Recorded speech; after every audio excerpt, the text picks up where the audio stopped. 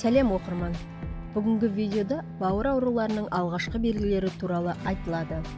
Бауыр бұл адам ағзасындағы ең үлкен без. Ол өмірлік маңызды мүше. Ол іш қуысында, диафрагманың астында оң жағында орналасқан. Ол зат алмасу процестеріне қатысады. Ағзаны токсиндерден тазартады. Ас қорытуды жақсартады. Холестеринді, өт қышқылдарын синтездейді. Ол майларды, белоктарды, минералдарды, көмірсулар мен витаминдер жинақтайды. Сіз денсаулық және ұзақ өмір арнасындасыз. Өтініш, міндетті түрде тіркеліп кетуіңізді сұраймын. Ол үшін подписаться батырмасын басуыңыз қажет. Әрекетіңіз арқылы арнаға алғашқы 5000 оқырман жинауға ат салыса кетіңіз. Бауырдың саулығын сақтау өте маңызды. Ол үшін бауыр ауруларының белгілерін және олардың пайда болу себептерін білу керек. Бауыр мен өт жолдарының барлық патологиялары шартты түрде үш негізгі топқа бөлінеді.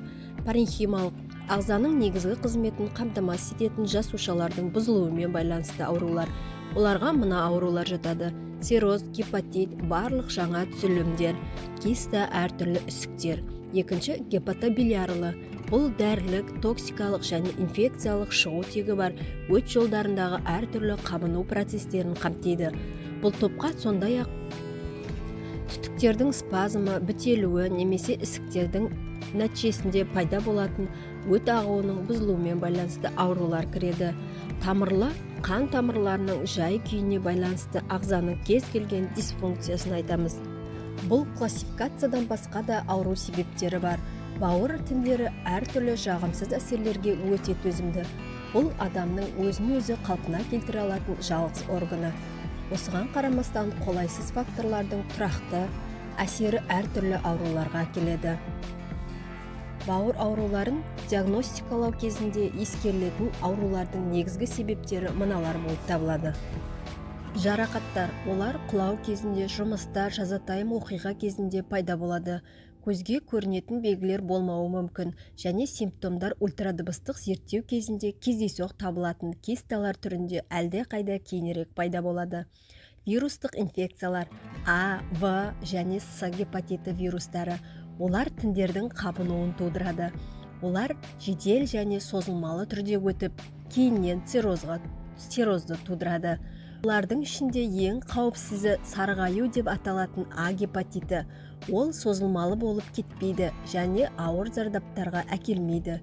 Ең үлкен қауіп ұзақ уақыт бойы клиникалық көрінісін көрсетпей созылмалы түрге ауысатын және цирроз немесе қатерлі ісіктің дамуы қаупі бар В гепатиті.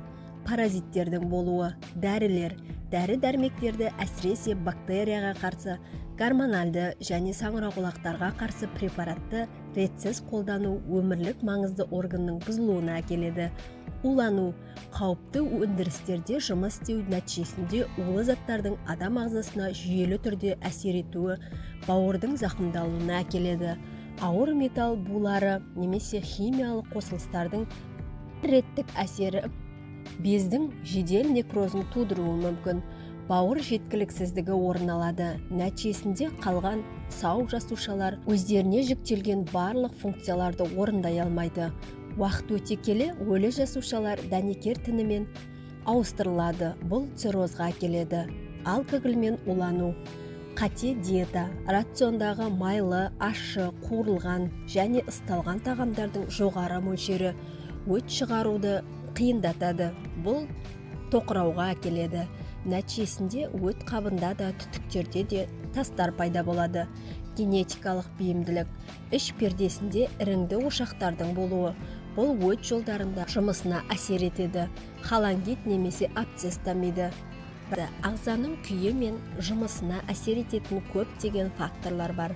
Бірақ олардың көпшілігі өмір салтына байланысты. Сондықтан адам өз денсаулығын сақтай алады. Енді бауыр ауруларының алғашқы белгілеріне тоқталайық. Аурудың белгілерін тану үшін бауырдың қай жерде орналасқанын білу керек. Оның пішіні үшбұрышқа ұқсайды. Аурудың бастапқы кезеңдерінде ешқандай белгілер болмауы мүмкін. Бұл мүшеде нерв талшықтары жоқ, сондықтан ауырсыну ұзақ уақыт бойы байқалмауы мүмкін. Ең бірінші белгісі әлсіздік, шаршау, бірақ бірқатар басқа аурулардың да осындай белгілері бар екенін есте ұстаған жөн, немесе олар шамадан тыс күйзеліспен пайда болуы мүмкін. Ауруларда бұл белгілер дененің интоксикациямен байланысты, өйткені бауыр оның зартылуын жеңуді тоқтатады. Сонымен қатар метаболикалық процестердің бұзылуы болуы мүмкін. Витамин, көмірсу және ақуыз. Ең бастысы дәрігерге дер кезінде қаралу керек. Патологиялық негізгі белгілеріне тоқталатын болсақ, бұл органның аурулары ұзақ уақыт бойы ешқандай белгілерсіз өтеді. Ауырсыну бауырдың ауыр зақымдалуымен көлемді ұлғайған кезде және ауырсыну рецепторлары орналасқан талшықты қабықты қыса бастағанда пайда болады. Бауырдың әртүрлі аурулары кезінде келесі белгілер пайда болуы мүмкін.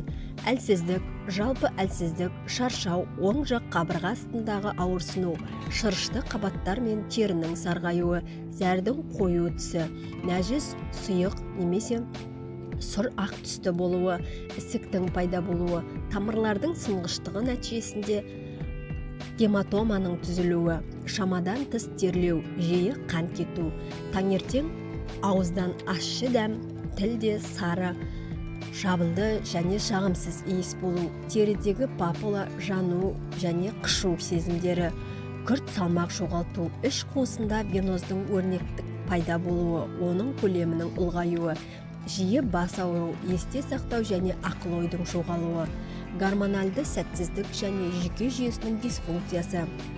Бауыр ауруларының белгілері бұлшықеттердің жансыздануы, саусақтар мен аяқтардың суық болуы, тырнақтардың сынғыш болуы, ақ жолақтардың немесе дақтардың пайда болуы.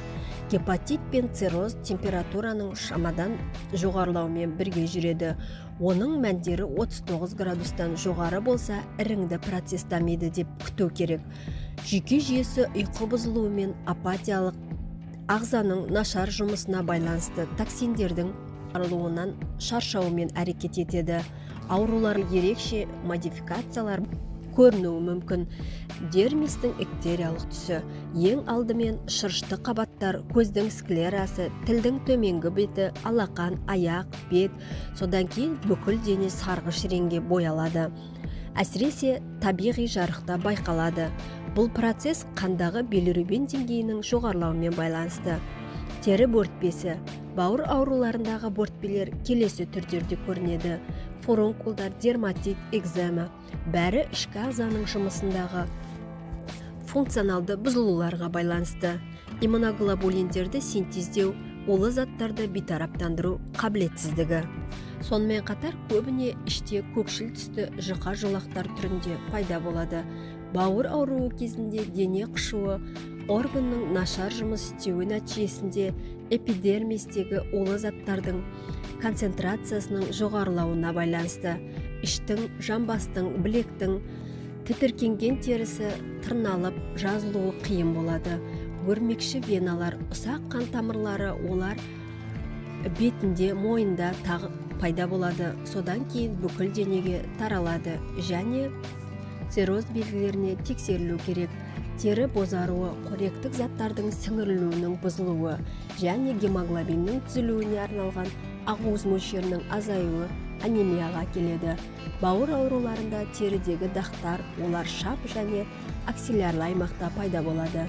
Пигментация қола тәрізді болады. Егер өзіңізден жоғарыдағы белгілердің бірін байқасаңыз, жедел дәрігерге қаралғаныңыз жөн. Егер осы белгілерді жақындарыңызда да білгенін қаласаңыз, видеомен бөлісе отырыңыз. Бұл арнада басқа да пайдалы видеолар бар, сондықтан міндетті түрде жазылып алыңыз. Деніңіз сау болсын.